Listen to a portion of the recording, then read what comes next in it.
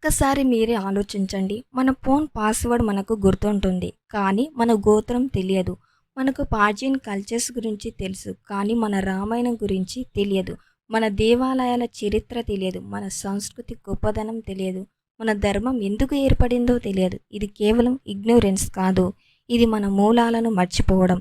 ఈరోజు ప్రపంచం యోగా నేర్చుకుంటుంది. ధ్యానం నేర్చుకుంటుంది. భగవద్గీతను చదువుతుంది. కానీ వాటిని ప్రపంచానికి ఇచ్చిన మనమే మన ధర్మాన్ని చిన్న చూపు చూస్తున్నాం. సనాతన ధర్మం అంటే ఒక రిలీజియన్ మాత్రమే కాదు, జీవితాన్ని సరిగ్గా ఎలా జీవించాలో చెప్పే మార్గం. ధర్మం అంటే డ్యూటీ, రైటియస్నెస్, ట్రూత్. తల్లిదండ్రులను గౌరవించు, ప్రకృతిని దేవతలా చూడు, జంతువులను కాపాడు, అన్నదానం చేయు, సత్యం మాట్లాడి జీవించు. ఇవన్నీ సనాతన ధర్మం నేర్పించిన విలువలు. వేల సంవత్సరాల క్రితం మన ఋషులు యూనివర్స్ గురించి చెప్పారు, కర్మ గురించి చెప్పారు, మెడిటేషన్ గురించి చెప్పారు. ఈరోజు జనరేషన్ చాలా ఫాస్ట్, కానీ ఆధునికంగా శూన్యం. మనకు పేషెన్స్ తగ్గిపోతుంది, మనకు ఏకాగ్రత తగ్గిపోయింది, మనకు రెస్పెక్ట్ తగ్గిపోయింది. ఎందుకంటే మన రూట్స్ నుండి దూరం అవుతున్నాం. చాలామంది టెంపుల్కి వెళ్తారు, కానీ ఎందుకు వెళ్తామో తెలియదు. దీపం ఎందుకు పెడతాం, ప్రదక్షిణ ఎందుకు చేస్తాం, నమస్కారం ఎందుకు చేస్తాం తెలియదు. తెలియకపోతే రెస్పెక్ట్ కూడా స్లోలీగా తగ్గిపోతుంది. మన పురాణాలను చాలామంది ఫేక్ స్టోరీస్ అంటున్నారు. మన దేవతలను మెమ్స్ చేస్తున్నారు. మన సాంప్రదాయాలను బ్యాక్వర్డ్ అంటున్నారు. అది ఎందుకు జరుగుతుంది తెలుసా? ఎందుకంటే మనమే మన ధర్మం గురించి తెలుసుకోవడం మానేశాం. రామాయణం చదివినవాడు రాముడు ఎంత గొప్పవాడో అర్థం చేసుకుంటాం. మహాభారతం తెలుసుకున్నవాడు ధర్మం కోసం ఎంత సాక్రిఫైస్ అవసరమో అర్థం చేసుకుంటాడు. భగవద్గీత చదివినవాడు డిప్రెషన్లో కూడా ఎలా నిలబడాలో నేర్చుకుంటాడు. ఒకప్పుడు ఈ భూమి ప్రపంచానికి జ్ఞానం నేర్పింది. ఈ నేలపై జన్మించిన ఋషులు విశ్వ రహస్యాలను తెలుసుకున్నారు. కానీ ఈరోజు అదే భారతదేశంలో మన పిల్లలకు తమ ధర్మం గురించి తెలియడం లేదు. ఈరోజు ఉదయం లేచిన వెంటనే భగవంతుడి పేరు కాకుండా మొబైల్ ఫోన్ చూస్తున్నాం. గంటల తరబడి సోషల్ మీడియా, అంతులేని రీల్స్. కానీ ఒక నిమిషం కూడా మన సంస్కృతి గురించి తెలుసుకోవడానికి కేటాయించడం లేదు.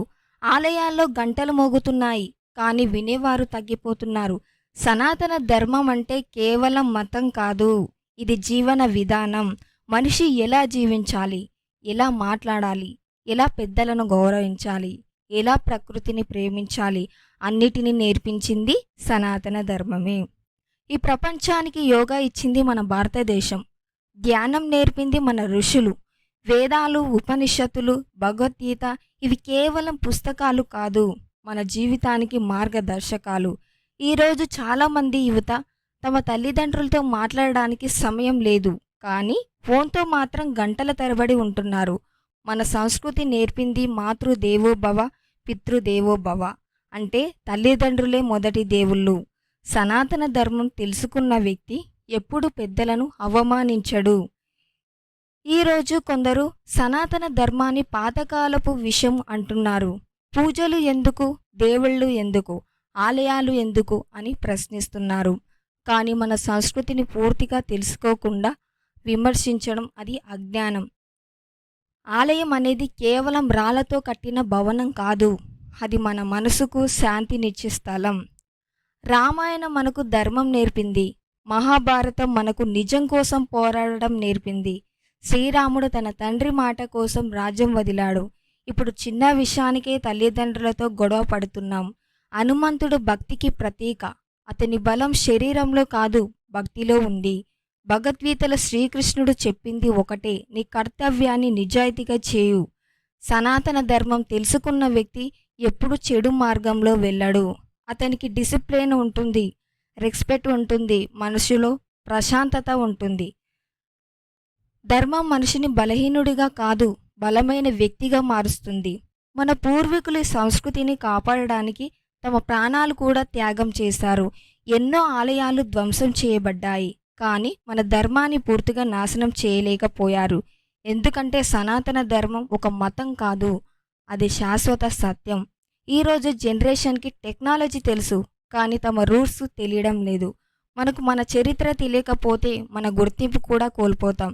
సనాతన ధర్మం నేర్చుకోవడం అంటే మనల్ని మనం తెలుసుకోవడం. ధర్మం అంటే ద్వేషం కాదు, ప్రేమ, గౌరవం, నిజాయితీ, మానవత్వం. మన సంస్కృతిని గౌరవించండి. మన దేవుళ్ళను గౌరవించండి. మన తల్లిదండ్రులను గౌరవించండి. ఎందుకంటే తన ధర్మాన్ని మర్చిపోయిన జాతి తన భవిష్యత్తును కూడా కోల్పోతుంది. మీకు కూడా సనాతన ధర్మంపై గౌరవం ఉంటే ఈ వీడియోను లైక్ చేయండి, షేర్ చేయండి, మరి సబ్స్క్రైబ్ చేసి మన సంస్కృతి గురించి ఇంకా ఎన్నో నిజాలు తెలుసుకోండి.